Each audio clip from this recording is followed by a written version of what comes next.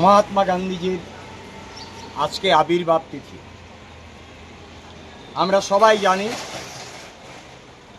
মহাত্মা গান্ধী সম্পর্কে বিশেষ কিছু বলার প্রয়োজন আছে বলে আমার মনে হয় না। তবে এই দিনটিকে আজকে আসাম প্রদেশ কংগ্রেস কমিটির মাননীয় সভাপতি ভূপেন বরা মহাশয় নির্দেশক্রমে সমগ্র আসাম রাজ্যে 2896টি মণ্ডল আমাদের রয়েছে। করিমগঞ্জ জেলায় 95টি মণ্ডল রয়েছে, 27টি ওয়ার্ড রয়েছে, বদরপুরে 10টি ওয়ার্ড রয়েছে, রামকৃষ্ণনগরে ওয়ার্ড রয়েছে।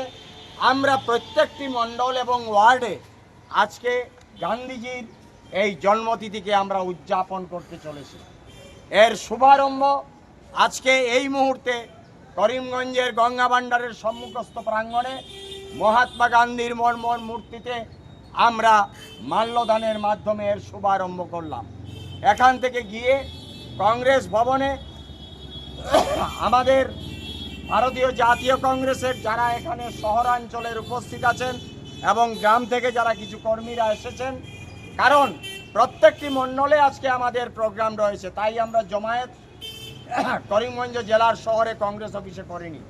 প্রত্যেকটি অঞ্চলে মহাত্মা গান্ধীকে জানার জন্য, মহাত্মা গান্ধীকে ছড়িয়ে দেওয়ার জন্য, মহাত্মা গান্ধীকে নিয়ে আলোচনা করার জন্য আজকে সমগ্র জেলার প্রত্যেকটি মণ্ডলে ভারতীয় জাতীয় কংগ্রেসের তরফ থেকে মহাত্মা গান্ধীর এই জন্মদিবস পালন করা হচ্ছে।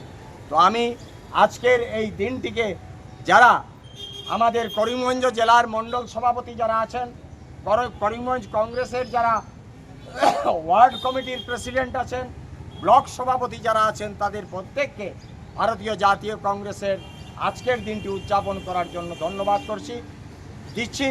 এই মুহূর্তে এখান থেকে আমরা কংগ্রেস অফিসে চলে যাব, সেখানে সর্বধর্ম প্রার্থনা হবে এবং প্রত্যেকটি মণ্ডলে সর্বধর্ম প্রার্থনা হবে।